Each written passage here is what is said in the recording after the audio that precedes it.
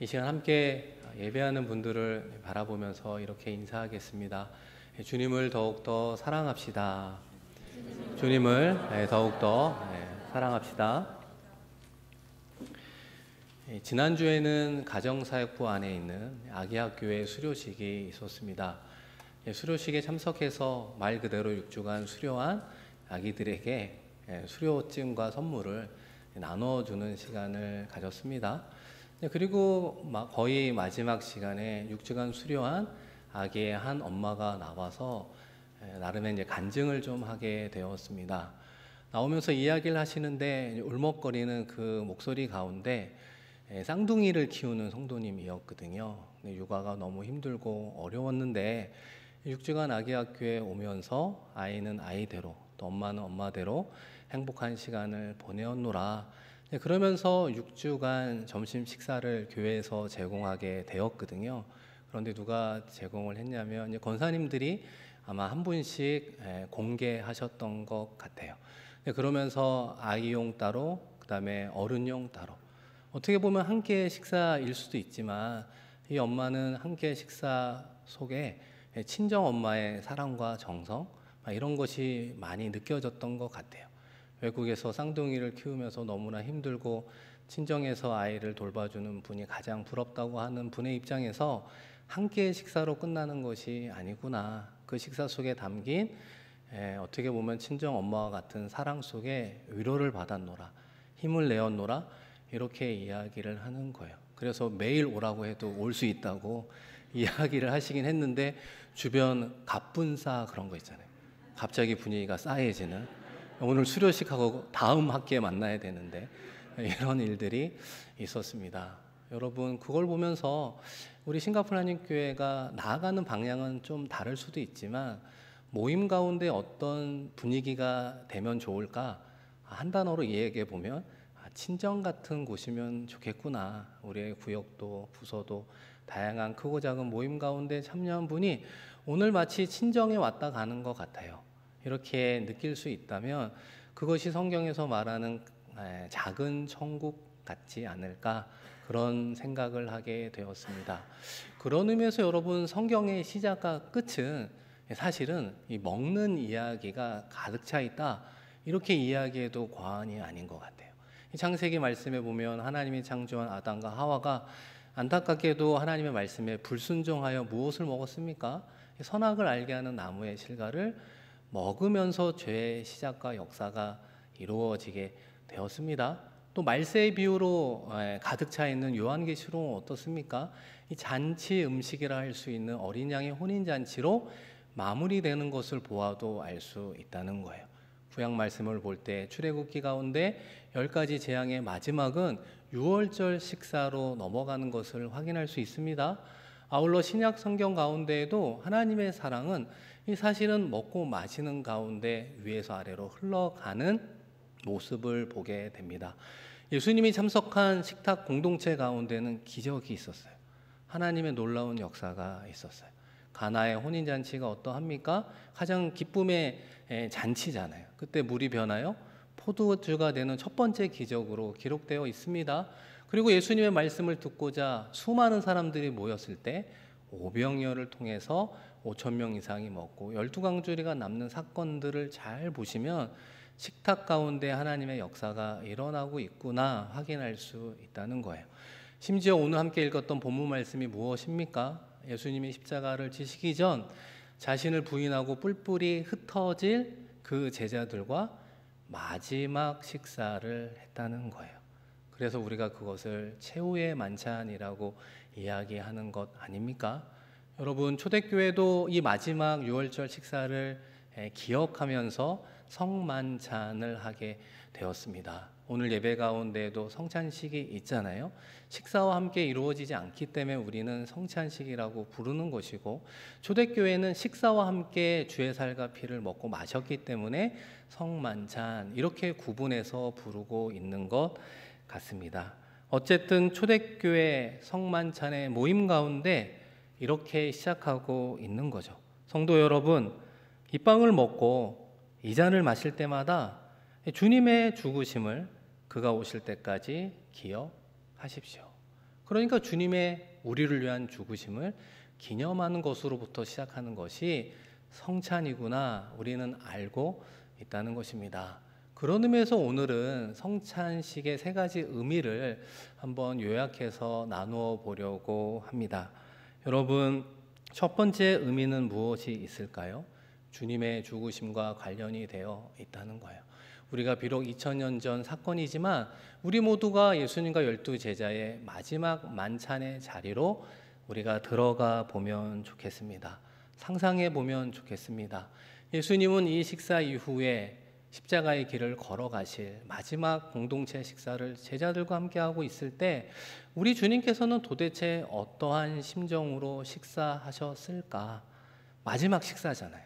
그렇죠? 그리고 마지막 식사를 통해 이 빵과 잔을 나누며 나의 살이다, 나의 피라고 이야기하는 그 예수님의 심정 속에 담긴 그 액션 속에 담긴 일종의 유언과도 같은 메시지는 우리에게 어떻게 다가오고 있겠습니까? 예수님께서 시간이 되어 빵을 들어 축복하고 떼어 제자들에게 나누어 주었습니다.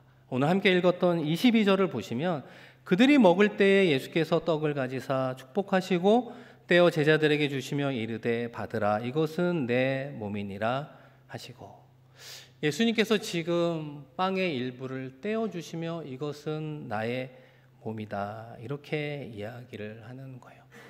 우리는 그저 어떻게 보면 형식적으로 성찬식에 참여하실 수도 있잖아요.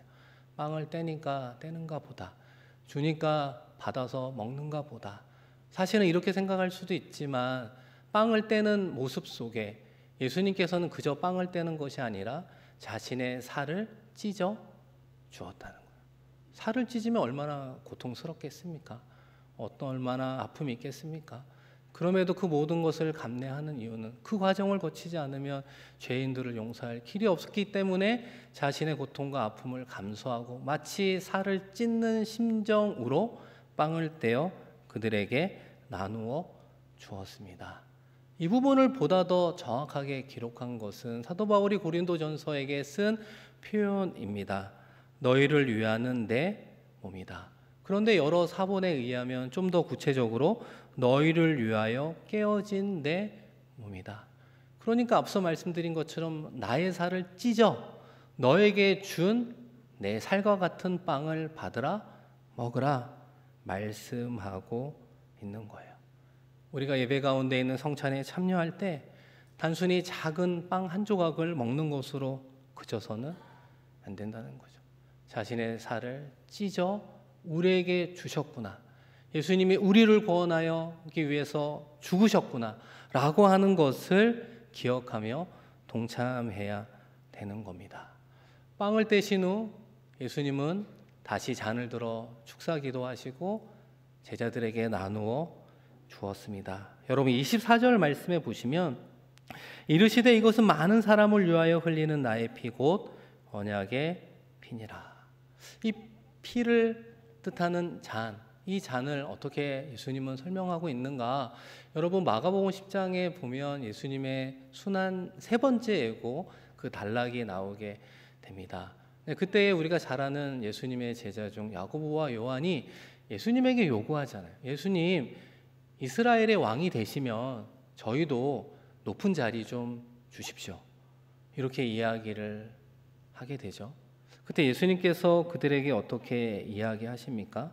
내가 마시는 잔을 너희가 마실 수 있느냐? 내가 받는 세례를 너희가 받을 수 있느냐? 여러분 예수님이 그들에게 어떠한 심정으로 그런 대화를 이어가게 되었을까요? 예수님은 아시잖아요. 십자가에 달려 돌아가는 그 순간이 어떻게 다가올지 알았을 것입니다. 예수님께서 말하는 그 잔, 그 피는 무엇입니까? 우리의 죄를 사하기 위해 못 박힌 세 개의 못자국 가운데 흐르는 피 아닌가요? 우리 때문에 죽으실 필요가 없는 하나님의 아들이 우리의 죄를 사하기 위해서 십자가에 달렸고 로마 병정이 창에 찌른 그 창자국 가운데 흐르는 그 피가 바로 잔이 되는 것이고 세례가 되었던 거예요. 예수님이 말했던 그 잔과 세례는 그 가운데 흐르는 고통의 피, 우리를 구원하는 생명의 피, 구속의 피, 그 잔을 마실 수 있느냐 물어보았던 것입니다. 그런데 야고보와 요한이 어떻게 그것을 이해했겠습니까? 어떻게 그 본 뜻을 헤아릴 수 있었겠습니까? 아무 생각 없이 마실 수 있습니다. 받을 수 있습니다. 대답할 뿐이었습니다. 시간이 조금 흐른 후에 예수님의 다른 제자들이 야고보와 요한이 예수님과 어떤 대화를 했는지 너무나 잘 알게 되었습니다. 자신들 몰래 예수님으로부터 높은 자리를 요구했구나, 그 사실을 알고 분개했습니다. 이 사실이 무엇을 이야기할까요? 예수님의 12 제자들은 모두 다 예수님이 이스라엘의 정치적인 왕이 되면 다 높은 자리를 차지하려고 모든 것을 버리고 예수를 쫓았던, 예수가 인생의 목적이 아니라 성공의 수단으로 여겼던 모습을 보게 되었습니다. 12 제자들에게, 그리고 혹시라도 그런 생각 속으로 살아가는 우리들에게 우리 주님께서 주시는 말씀이 있다는 거예요. 마가복음 10장 45절인데요. 우리 화면을 보면서 한번 같이 읽어보겠습니다. 인자가 온 것은 섬김을 받으려 함이 아니라 도리어 섬기려 하고 자기 목숨을 많은 사람의 대속물로 주려 함이니라. 사랑하는 성도 여러분, 여러분이 세상에서 살아가는 방식은 예수님의 이런 방식이라고 감히 누가 이야기할 수 있겠습니까? 우리는 사실 예수님의 12 제자들처럼 예수님을 통해 높은 자리를 차지하고 싶은 것 아닙니까? 예수님을 통해 내가 더 높아지기를 원하는 것 아닙니까? 내가 세상에서도 인정받는 자리에 앉고 싶은 것 아닙니까? 내가 많은 사람들에게 영향력을 끼칠 수 있는 존재로 나아가기를 바라며 우리의 자녀들을 어떻게 보면 신앙적으로도 키우고 있는, 그것이 우리의 솔직한 마음, 우리의 속셈은 아닙니까? 그러나 예수님께서는 12 제자와 우리에게 하시는 말씀이 그게 아니라고 하는 거예요. 세상을 섬기는 방식으로 이야기하는 예수의 방식은 자기 목숨을 많은 사람의 대속물로 주는 것이죠. 죽음으로 세상을 섬기는 것이라고 말하는 겁니다. 그런 면에서 예수님이 요한과 야고보 제자에게 내가 마시는 잔, 내가 받는 세례를 너희가 마시고 받을 수 있느냐? 라고 하는 질문의 내용은 어떻게 바꿔볼 수 있겠습니까? 내가 지금 죽음의 길을 걸어가고 있는데 너희가 그 길에 동참할 수 있겠느냐? 너희들이 지금 나에게 구하는 자리와는 높아지는 자리가 아니라 오히려 죽음으로 낮아지는 자리인데 그 정반대의 길을 내가 걸어가려고 하는데 너희가 정말 나와 함께 할 수 있겠느냐? 라고 하는 질문 아니었습니까? 그러나 안타깝게도 그 당시 야고보와 요한은 그것을 알지 못하고 갈 수 있습니다 라고 이야기하는 거예요. 어떻게 보면 우리도 신앙생활을 합니다. 열심히 하죠. 교회도 나오고 주중에도 나오고 열심히 말씀 붙잡고 기도합니다. 그러나 우리의 신앙의 목적도 어찌 보면 2000년 전에 이 12 제자와 같이 우리가 무엇을 구하는 것인지 알지도 못한 채 그저 우리 주님에게 더 달라고, 더 높은 곳으로, 더 많은 것으로 우리에게 부어 주십시오라고 외치는 공통된 오류를 범하고 있는 것은 아닙니까? 우리가 성찬에 참여한다는 것은 무엇입니까? 예수님께서 세상을 섬겼던 자기의 목숨을 많은 사람의 대속물로 주는 것과 같이 혹시라도 한 주의 삶까지 높아지려고 했던 마음이 있었으나 성찬식을 통해 그 마음을 내려놓겠습니다. 내가 많은 사람으로부터 인정받는 인생을 살고 싶었는데 성찬식을 통해 그것을 내려놓겠습니다. 내가 비록 영향력을 끼칠 수 있는 자리에 있지만 주님의 모습처럼 그것을 주님을 위해서만 사용하겠습니다. 절제하겠습니다. 라고 결단하는 시간이 바로 우리가 참여하는 성찬이 되어야 한다는 것입니다. 사랑하는 성도 여러분, 그런 의미에서 성찬의 첫 번째 의미는 무엇일까요? 우리 주님이 우리를 위해 죽으셨구나 기억하고 단순히 슬퍼하는 것으로 그치는 것이 아니라 나도 주님이 걸어가신 그 십자가의 길, 대속의 길, 심지어는 죽음의 길을 따라가겠습니다. 결심하는 시간이 되어야 하는 것입니다. 사랑하는 성도 여러분, 성찬을 통해 다시 한번 나의 성공을 위한 길이 아니라 하나님의 나라의 영광을 위해 달려가겠노라 결단하는 우리가 되기를 소망합니다. 여러분, 두 번째로 성찬의 의미는 무엇이 있을까요? 우리가 자기의 십자가를 지고 예수를 쫓는 이 땅의 삶 가운데 이 부활 승천하신 주님은 무엇을 하고 있는가? 우리가 성찬의 관점에서 살펴볼 수 있는데요. 오늘 함께 읽었던 25절, 진실로 너희에게 이르노니 내가 포도나무에서 난 것을 하나님 나라에서 새 것으로 마시는 날까지 다시 마시지 아니하리라 하시니라. 그러니까 이 말씀은 어떤 의미가 있습니까? 나중에 하나님의 나라가 완성될 그날이 오잖아요. 그날까지는 새로운 포도주를 마시지 않겠다라고 하는 거예요. 잔치에서 가장 중요한 것은 포도주입니다. 이 포도주가 잔치의 상징이기 때문에 그렇습니다. 그러니까 주님께서 하나님의 나라가 완성될 때까지 새로 난 포도주를 마시지 않겠다. 그 말은 두 가지 의미가 있다는 거예요. 하나는 그 하나님의 나라가 완성되면 그때 함께하는 주의 백성들과 기쁨과 즐거움으로 마시겠다라는 의미가 하나 있고요. 또 다른 의미가 있다면 무엇입니까? 그 하나님의 나라가 완성되는 때를 바라보며 살아가는 우리의 삶의 과정 가운데 우리 주님도 우리의 고통과 함께 하겠다는 거예요. 여러분, 그렇지 않습니까? 대속의 길, 십자가의 길, 그 죽음의 길을 바라보며 걸어가는 신앙인의 발걸음 가운데 고통이 있을 수 있잖아요. 그럴 때 우리 주님도 그 고통 가운데 함께 하겠다는 거예요. 함께 아파하겠다는 거예요. 슬퍼하며 눈물 흘릴 때가 있잖아요. 그럴 때 우리 주님도 슬퍼하며 눈물로 우리를 위로해 주시겠노라고 말씀해 주었습니다. 여러분, 이것을 어떻게 확인할 수 있을까요? 이 초대교회 가운데 신실한 신앙인이었던 스데반이 순교 당하기 직전에 하나님께서 스데반의 눈을 들어 영안을 열어 주셨습니다. 무엇을 바라보았습니까? 여러분, 사도행전 7장 55절 말씀 우리 한번 같이 읽어봅니다. 스데반이 성령 충만하여 하늘을 우러러 주목하여 하나님의 영광과 및 예수께서 하나님 우편에 서신 것을 보고. 우리 주님은 하나님 우편에 앉아 계시는 분이 아니에요. 서 계시는 분이죠. 우리 주님은 일하시는 분이에요. 우리 주님은 누구를 위해서 일합니까? 주님의 죽으심과 동참하며 나아가는 우리의 삶 가운데 고통당하는 자와 함께하고 슬퍼하는 자와 함께하고 있습니다. 한 걸음 더 나아가 부활 승천하신 우리 주님은 우리를 위해서 무엇을 하시는 분입니까? 하나님 아버지 앞에 우리를 위해 중보 기도하시는 분이십니다. 왜 우리를 중보 기도하십니까? 우리가 저 천국에 이르기까지 믿음으로 승리할 수 있도록 기도하시는 분이에요. 더 나아가 우리 주님은 세상 끝날까지 우리와 함께 하시겠다고 말씀해 주셨습니다. 어떤 주님이 우리와 함께 해주시겠다고 말씀하십니까? 세상을 이겨노라 말씀하시는 우리 주님이 혹시라도 이 땅 가운데 쓰러지고 넘어지고 낙심하고 절망 가운데 신음하는 우리들에게 도움의 손길을 내밀어 궁극적으로 승리하는 삶을 살아갈 수 있도록 우리의 삶의 현장에 찾아와 동행해 주시겠다고 약속해 주었습니다.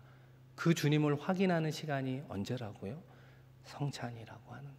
성찬을 통해 주의 살과 피를 먹고 마심으로 주님과 한 몸을 이루고 주님과 연합하고 그 가운데 한 주의 삶의 자리에 주님과 동행하는구나, 주님이 우리에게 승리를 주시는구나 깨닫게 되기를 소망합니다. 마지막으로 성찬이 주는 세 번째 의미는 무엇일까요? 이 성찬은 교회 공동체와 관련이 있다는 거예요. 그래서 교회는 성찬 공동체 이렇게 명명합니다. 이 성찬은 잘 생각해 보시면 개인적인 차원에서 이루어지지 않습니다. 반드시 공동체적으로 이루어지더라. 여러분, 생각해 보시면 우리가 말씀과 기도와 찬양은 경건의 시간, quiet time. 그래서 여러분이 있는 골방에서 하나님 말씀 읽고 묵상하고 기도하고 찬양하십시오. 강조하지 않습니까? 개인의 경건의 시간을 강조합니다. 그런데 이 세상 어느 교회도 성찬식을 개인적으로 강조하는 교회는 없다는 거예요. 잘 생각해 보시면 모든 성찬은 공동체적으로만 이루어지더라. 그래서 내가 주님의 살과 피를 좀 먹고 마시며 기념해야겠다. 그래서 여러분 집에다 빵 사놓고 포도주 해놓고 내가 먹고 마신다고 성찬이 되는 거예요? 안 되는 거예요? 안 된다는 거예요. 그것이 바로 성찬은 공동체 가운데 이루어져야 되는 것입니다. 여러분, 왜 성찬이 공동체적으로 이루어져야 될까요? 예수님의 살과 피를 공동체에 속한 지체들이 함께 먹고 마심으로 주의 몸된 교회를 이루어가는 하나된 존재라는 것을 확인하는 시간이기 때문에 그렇습니다. 그 가운데 연합하는 것이고 그 가운데 주님과 함께 동행하는 길을 걸어가고 있습니다. 그런 의미에서 코로나의 종식은 아니라고 하지만 팬데믹에서 엔데믹으로 그래도 좀 좋아지는 방향으로 바꾸어가고 있습니다. 예전보다도 많은 분들이 대면 예배 가운데 오시잖아요. 오늘 함께 이루어지는 성찬에 참여함으로써 우리가 무엇을 깨달아야 됩니까? 주의 몸된 교회를 이루는 한 지체이구나. 그래서 어렵고 힘든 지체를 보면 나의 아픔으로 여기고, 기뻐하는 지체를 보면 나도 기뻐하는 것으로 여기고, 어려움 가운데 빠진 지체를 만나면 내가 도와줄 수 있는 생각과 마음이 내 마음속에 나를 움직일 수 있는 그 생각과 마음이 모아지는 곳이 바로 공동체에서 이루어지는 성찬이라고 말할 수 있습니다. 그래서 여러분, 사도 바울이 썼던 고린도 전서 가운데 고린도 교회 분열을 책망하잖아요. 많은 책망 가운데서도 특별히 무엇을 책망합니까? 그 당시에는 함께 식사하며 성찬을 하는 이 성만찬의 개념이 있었다고 말씀을 드리잖아요. 그런데 부자는 일찍 와서 끼리끼리 먼저 만찬에 참여하고, 또 노동자, 가난한 사람, 힘든 사람은 늦게 오니까 함께 나눌 음식도 없고, 그것으로 인해서 소외되고 그것으로 인해서 분열되는 고린도 교회를 사도 바울이 가장 크게 책망하고 있음을 보게 됩니다. 우리 주님께서 가장 아파하는 것이 있다면 교회 공동체가 나누어지고 분열되는 것임을 기억해야 되는 것입니다. 사랑하는 성도 여러분, 이런 성찬의 의미를요, 이 과거와 현재와 미래로 구분해서 요약 정리하면 이렇습니다. 이 과거는 어떤 의미가 있을까요? 우리가 교회 공동체로서 주님의 죽으심을 기억해야 됩니다. 과거의 역사적 사건이기 때문이죠. 우리는 어떻게 현재의 삶을 살아갑니까?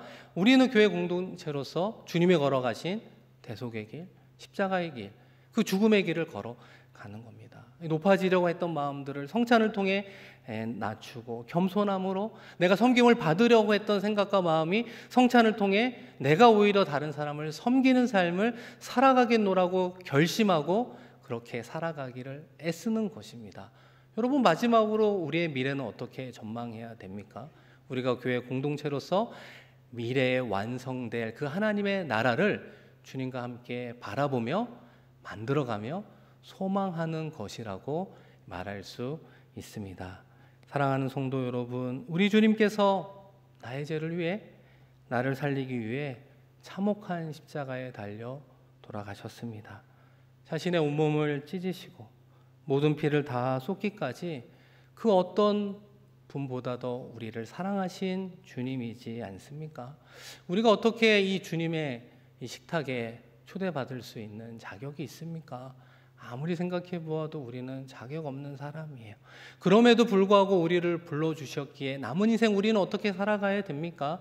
나의 죄를 사하여 주신 하나님의 은총, 내가 구원받은 하나님의 자녀라는 그 확신을 가지고 하루하루 살아가는 삶의 자리에 아직도 예수 그리스도를 알지 못하는 이들에게, 그 이웃들에게, 우리의 가족과 우리의 친척과 지인들에게 이 생명의 떡, 이 생명의 잔을 나도 나누겠습니다.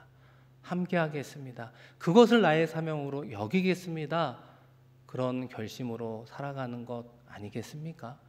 여러분의 생명의 잔, 여러분의 생명의 떡을 나누는 그곳에 하나님의 축복이 있기를 소망합니다. 함께 기도하겠습니다. 하나님 아버지, 우리가 무엇이간데 예수 그리스도의 보혈의 은혜로 우리 한 사람 한 사람을 구원해 주었습니까? 우리로 하여금 성찬에 참여할 때마다 주님의 죽으심을 기억할 뿐만 아니라 우리도 주님의 죽으심에 동참하는 우리가 되기를 소망합니다.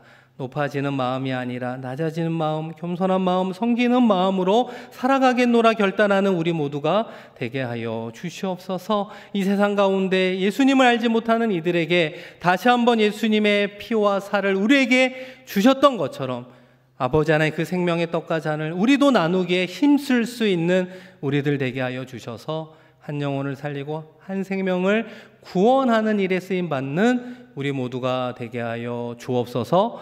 감사드리며 귀하신 예수 그리스도의 이름으로 축복하며 기도드립니다. 아멘.